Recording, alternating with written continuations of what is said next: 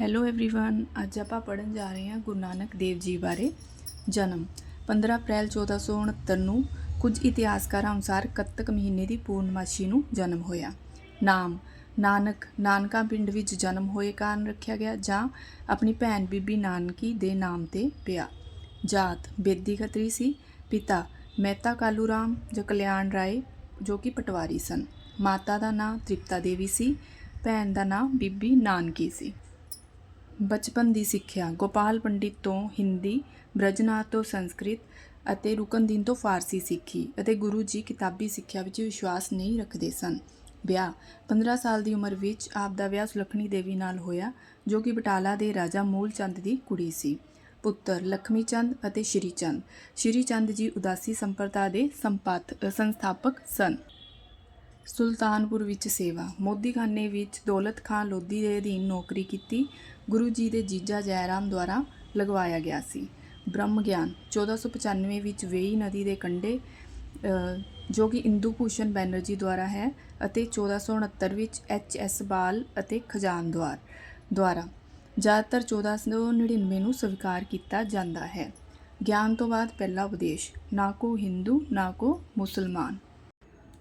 ਗੁਰੂ ਜੀ ਨੂੰ ਕਿਹਾ ਜਾਂਦਾ ਹੈ ਪਵਿੱਤਰ ਮਨੁੱਖ ਦਾ ਰਾਜਾ, ਹਿੰਦੂਆਂ ਦੇ ਗੁਰੂ ਅਤੇ ਮੁਸਲਮਾਨਾਂ ਦੇ ਪੀਰ। ਅੱਗੇ ਉਦਾਸੀਆਂ ਗੁਰੂ ਜੀ ਦੀਆਂ ਯਾਤਰਾਵਾਂ ਨੂੰ ਉਦਾਸੀਆਂ ਵਜੋਂ ਜਾਣਿਆ ਜਾਂਦਾ ਹੈ।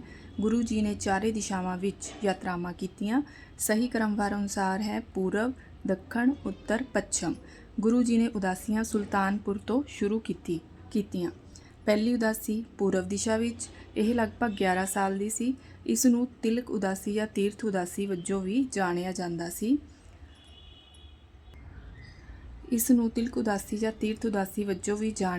ਸੀ। ਗੁਰੂ ਜੀ ਨੇ ਵੀ ਇਸ ਉਦਾਸੀ ਵਿੱਚ ਦਸਤਾਰ ਸਜਾਈ ਸੀ ਅਤੇ ਮੱਥੇ ਤੇ ਤਿਲਕ ਲਾਇਆ ਸੀ। ਸਾਥੀ ਭਾਈ ਮਰਦਾਨਾ ਜੀ ਸੀ।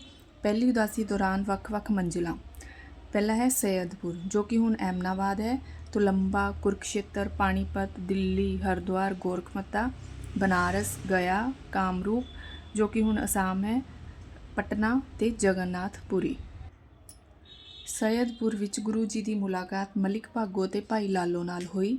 ਤੁਲੰਬਾ ਵਿੱਚ ਗੁਰੂ ਜੀ ਦੀ ਸੱਜਣ ਠੱਗ ਨਾਲ ਮੁਲਾਕਾਤ ਹੋਈ। ਬਨਾਰਸ ਵਿੱਚ ਪੁਜਾਰੀ ਚਤੁਰਦਾਸ ਨਾਲ ਮੁਲਾਕਾਤ ਹੋਈ। ਕਾਮਰੂਪ ਗੁਰੂ ਜੀ ਦੀ ਮੁਲਾਕਾਤ ਇਸਤਰੀ ਜਾਦੂਗਰਨੀ ਨੂਰ ਸ਼ਾਹੀ ਨਾਲ ਹੋਈ ਪਰ ਉਸ ਦਾ ਕੋਈ ਜਾਦੂ ਗੁਰੂ ਜੀ ਤੇ ਨਾ ਚੱਲਿਆ। ਗੋਰਖਮੱਤਾ ਇਸ ਸਥਾਨ ਨੂੰ ਹੁਣ ਨਾਨਕ ਮੱਤਾ ਵੀ ਕਿਹਾ ਜਾਂਦਾ ਹੈ। ਇੱਥੇ ਉਹਨਾਂ ਦੀ ਮੁਲਾਕਾਤ ਜੋਗੀ ਸਾਧੂਆਂ ਨਾਲ ਹੋਈ। ਜਗਨਨਾਥਪੁਰੀ ਉਹਨਾਂ ਦੀ ਮੁਲਾਕਾਤ ਚੈਤਨਯ ਪ੍ਰਭੂ ਨਾਲ ਹੋਈ। ਗੁਰੂ ਜੀ ਨੇ ਮੂਰਤੀ ਪੂਜਾ ਦਾ ਵਿਰੋਧ ਕੀਤਾ। ਇਸ ਤੋਂ ਬਾਅਦ ਗੁਰੂ ਜੀ ਸੁਲਤਾਨਪੁਰ ਲੋਧੀ ਵਾਪਸ ਆ ਗਏ ਅਤੇ ਝੰਡਾ ਬੇਦੀ ਨੂੰ ਮਿਲੇ। ਫਿਰ ਗੁਰੂ ਜੀ ਨੇ ਦੂਸਰੀ ਉਦਾਸੀ ਦੀ ਸ਼ੁਰੂਆਤ ਕੀਤੀ। ਦੂਜੀ ਉਦਾਸੀ ਦੱਖਣ ਦਿਸ਼ਾ ਵਿੱਚ ਸੀ ਜਿਸ ਦਾ ਸਮਾਂ 1510 ਤੋਂ 1515 ਤੱਕ। ਦੂਜੀ ਉਦਾਸੀ ਵਿੱਚ ਮੰਜ਼ਿਲਾਂ ਇੰਦੌਰ, ਉਜੈਨ, ਹੈਦਰਾਬਾਦ, ਮਦਰਾਸ, ਪੇਂਡੂਚੇਰੀ, ਰਾਮੇਸ਼ਵਰਮ ਤੇ ਸ਼੍ਰੀਲੰਕਾ। ਸਾਥੀ ਸੈਦੋਂ ਅਤੇ ਗਾਹੋ ਨਾਮ ਦੇ 2 ਜੱਟ ਅਤੇ ਭਾਈ ਮਰਦਾਨਾ ਜੀ ਸਨ। ਸ਼੍ਰੀਲੰਕਾ ਵਿੱਚ ਗੁਰੂ ਜੀ ਸ਼ਿਵਨਾਥ ਨਾਲ ਮਿਲੇ ਅਤੇ ਉਹਨਾਂ ਨੇ ਸਿੱਖਿਆ ਦੇ ਪ੍ਰਸਾਰ ਲਈ ਝੰਡਾ ਬੇਦੀ ਨੂੰ ਉੱਥੇ ਛੱਡ ਦਿੱਤਾ। ਤੀਜੀ ਉਦਾਸੀ ਉੱਤਰੀ ਦਿਸ਼ਾ ਵਿੱਚ ਜੋ ਕਿ 1515 ਤੋਂ 1517 ਤੱਕ ਸੀ। ਸਾਥੀ ਹਸੂ ਲੋਹਾਰ ਅਤੇ ਸੀਆਂ ਛਿੰਬਾ। ਤੀਜੀ ਉਦਾਸੀ ਵਿੱਚ ਸਥਾਨ ਕਸ਼ਮੀਰ ਤੇ ਮਾਨਸਰੋਵਰ। ਕਸ਼ਮੀਰ ਪੰਡਿਤ ਬ੍ਰਹਮਦਾਸ ਨਾਲ ਮੁਲਾਕਾਤ ਹੋਈ। ਮਾਨਸਰੋਵਰ ਜੋਗੀਆਂ ਅਤੇ ਸਾਧੂਆਂ ਨੂੰ ਰਾਹ ਪਾਇਆ। ਚੌਥੀ ਉਦਾਸੀ ਪੱਛਮੀ ਦਿਸ਼ਾ ਵਿੱਚ ਜੋ ਕਿ 1517 ਤੋਂ 1521 ਤੱਕ ਸੀ। ਸਾਥੀ ਭਾਈ ਮਰਦਾਨਾ ਜੀ ਸਨ। ਪਹਿਰਾਵਾ ਮੁਸਲਮਾਨ ਹਾਜੀਆਂ ਵਾਲਾ ਨੀਲੇ ਰੰਗ ਦਾ ਸੀ। ਚੌਥੀ ਉਦਾਸੀ ਦੌਰਾਨ ਮੰਜ਼ਿਲਾਂ ਮੱਕਾ, ਮਦੀਨਾ, ਹਸਨ ਅਬਦਾਲ, ਬਗਦਾਦ, ਕੰਧਾਰ, ਕਾਬੁਲ, ਜਲਾਲਾਬਾਦ, ਸੁਲਤਾਨਪੁਰ ਤੇ ਪੇਸ਼ਾਵਰ ਸੀ। ਮੱਕਾ ਮਦੀਨਾ ਇੱਥੇ ਉਹਨਾਂ ਦੀ ਮੁਲਾਕਾਤ ਰੁਕਨ ਉਦ ਦੀਨ ਨਾਲ ਹੋਈ। ਹਸਨ ਅਬਦਾਲ ਇੱਥੇ ਗੁਰੂ ਜੀ ਵਲੀ ਕੰਧਾਰੀ ਨਾਲ ਮਿਲੇ। ਇੱਥੇ ਗੁਰਦੁਆਰਾ ਪੰਜਾ ਸਾਹਿਬ ਦੀ ਸਥਾਪਨਾ ਕੀਤੀ ਗਈ ਕਿਉਂਕਿ ਇੱਥੇ ਗੁਰੂ ਜੀ ਵਲੀ ਕੰਧਾਰੀ ਦੁਆਰਾ ਸੁੱਟੇ ਗਏ ਵੱਡੇ ਪੱਥਰ ਨੂੰ ਆਪਣੇ ਹੱਥ ਨਾਲ ਰੋਕਦੇ ਸੀ।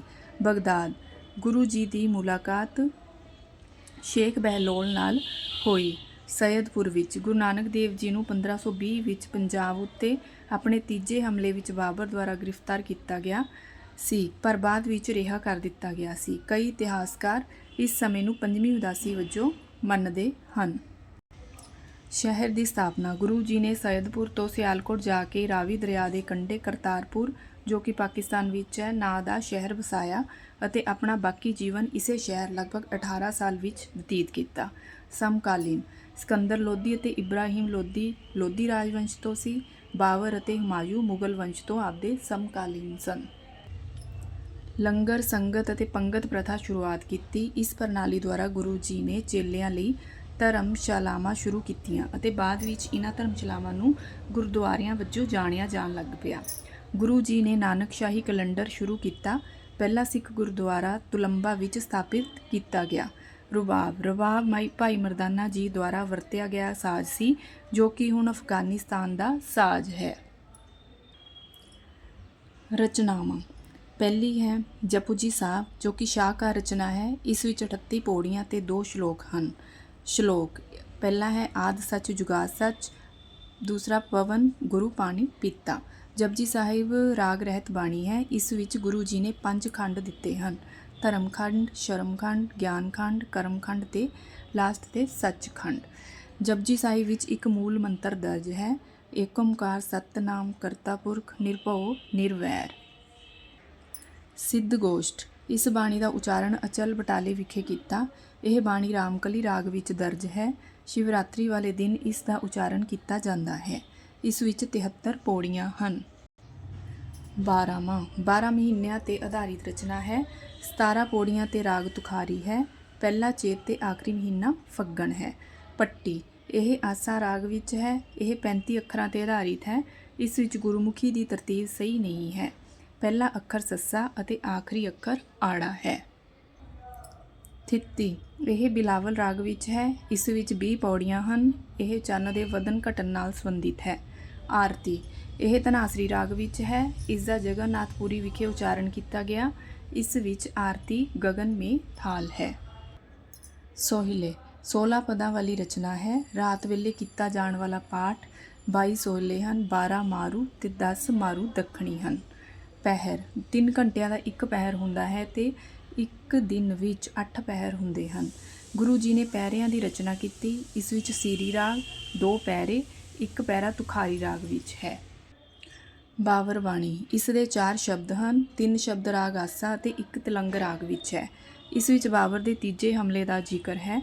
ਪਾਪਾ ਦੀ ਜੰਝ ਕਹਿ ਕੇ ਸੰਬੋਧਨ ਕੀਤਾ ਗਿਆ। ਅਲਾਉਣੀਆਂ ਇਹ ਵਡਹੰਸ ਰਾਗ ਵਿੱਚ ਹਨ। ਮੌਤ ਨਾਲ ਸੰਬੰਧਿਤ ਕਾਵਿ ਰੂਪ ਹੈ। ਗੁਰੂ ਜੀ ਨੇ 5 ਅਲਾਉਣੀਆਂ ਦੀ ਰਚਨਾ ਕੀਤੀ। ਦੱਖਣੀ ਓਂਕਾਰ ਇਹ ਰਾਮਕਲੀ ਰਾਗ ਵਿੱਚ ਹੈ। ਇਸ ਵਿੱਚ ਪੰਡਿਤ ਨਾਲ ਚਰਚਾ ਹੋਈ। ਇਸ ਵਿੱਚ 54 ਪੌੜੀਆਂ ਹਨ। ਵਾਰਾਂ 3 ਹਨ। ਆਸਾ ਦੀ ਵਾਰ ਵਿੱਚ 24 ਪੌੜੀਆਂ ਤੇ 59 ਸ਼ਲੋਕ, ਮਾਝ ਦੀ ਵਾਰ ਵਿੱਚ 27 ਪੌੜੀਆਂ ਤੇ 58 ਸ਼ਲੋਕ, ਮੱਲਾਰ ਦੀ ਵਾਰ ਵਿੱਚ 27 ਪੌੜੀਆਂ ਤੇ 29 ਸ਼ਲੋਕ ਹਨ। ਪ੍ਰਥਾਵਾਂ ਕੀਰਤਨ ਪ੍ਰਥਾ, ਲੰਗਰ ਪ੍ਰਥਾ, ਸੰਗਤ ਦਾ ਸੰਕਲਪ। ਬਾਣੀ ਵਿੱਚ ਕੁੱਲ ਰਾਗਾਂ ਦੀ ਵਰਤੋਂ। ਬਾਣੀ ਵਿੱਚ 19 ਰਾਗ ਹਨ ਤੇ ਕੁੱਲ ਸ਼ਬਦ 974 ਜਾਂ 976 ਹਨ। ਕੁਝ ਮਹੱਤਵਪੂਰਨ ਤੱਥ ਜਪਜੀ ਸਾਹਿਬ ਵਿੱਚ 26ਵੀਂ ਪੌੜੀ ਸਭ ਤੋਂ ਛੋਟੀ ਹੈ। ਜਪਜੀ ਸਾਹਿਬ ਵਿੱਚ ਸੋਦਰ ਬਾਣੀ 27ਵੀਂ ਪੌੜੀ ਵਿੱਚ ਦਰਜ ਹੈ। ਸਾਰੀ ਬਾਣੀ ਵਿੱਚ 2949 ਬੰਦ ਹਨ। 19 ਰਾਗ ਹਨ।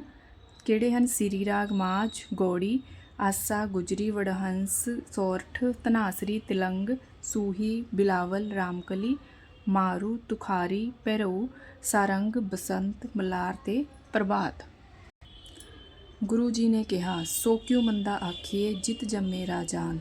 ਏਕ ਓਂਕਾਰ ਸਤਿਨਾਮ ਕਰਤਾ ਪੁਰਖ ਨਿਰਭਉ ਨਿਰਵੈਰ। ਸਤਿਗੁਰੂ ਨਾਨਕ ਪ੍ਰਗਟਿਆ, ਮਿੱਟੀ ਧੁੰਦ ਜਗ ਚਾਨਣ ਹੋਇਆ। ਭਾਈ ਗੁਰਦਾਸ ਦੁਆਰਾ ਗੁਰੂ ਨਾਨਕ ਦੇਵ ਜੀ ਦੁਆਰਾ ਸਿੱਖ ਧਰਮ ਦੇ 3 ਉਪਦੇਸ਼: ਨਾਮ ਜਪੋ, ਕਿਰਤ ਕਰੋ ਤੇ ਵੰਡ ਛਕੋ। ਜੋਤੀ ਜੋਤ ਆਪ 22 ਸਤੰਬਰ 1539 ਨੂੰ ਕਰਤਾਰਪੁਰ ਵਿਖੇ ਜੋਤੀ ਜੋਤ ਸਮਾ ਗਏ। ਨੋਟਸ ਦਾ PDF ਡਿਸਕ੍ਰਿਪਸ਼ਨ ਵਿੱਚ ਮਿਲ ਜਾਵੇਗਾ ਜੀ। ਧੰਨਵਾਦ।